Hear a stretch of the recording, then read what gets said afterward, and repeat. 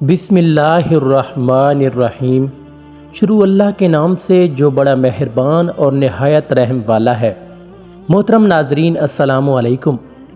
حضرت یوسف علیہ السلام جب عزیز مصر ہو گئے اور زلیخا ایمان لے آئیں تو آپ کی اس سے شادی ہو گئی، وہ آپ کی بیوی ہوئیں۔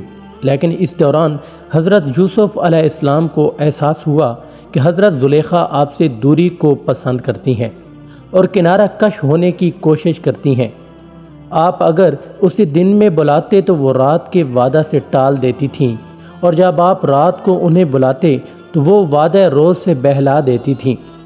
ایک دن حضرت یوسف علیہ السلام نے اس حیرت زدہ ہو کر پوچھا، زلیخا، تیری ان والہانہ شوق بری محبتوں اور شعلہ ور عشق کا کیا ہوا؟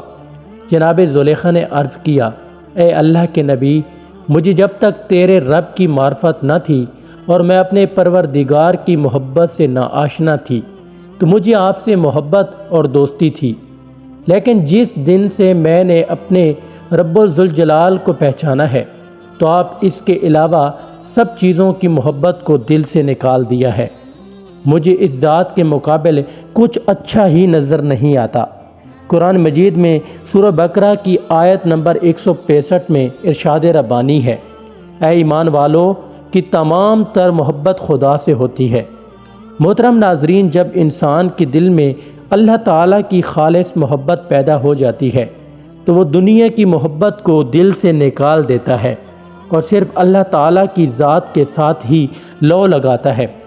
یہاں یہ ہرگز اس بات کا یہ مطلب نہیں کہ اللہ تعالیٰ یہ چاہتا ہے کہ اس کی محبت میں دنیا داروں کو چھوڑ دیا جائے، نہیں، بلکہ اس کا مطلب یہ ہے کہ انسان اگر اللہ تعالیٰ کی محبت اپنے دل میں پیدا کر لے اور اللہ تعالیٰ کے بتائے ہوئے راستوں پر عمل کرے تو نہ صرف انسان کی دنیا خوبصورت بن جاتی ہے بلکہ وہ آخرت میں بھی کامیاب ہو جاتا ہے۔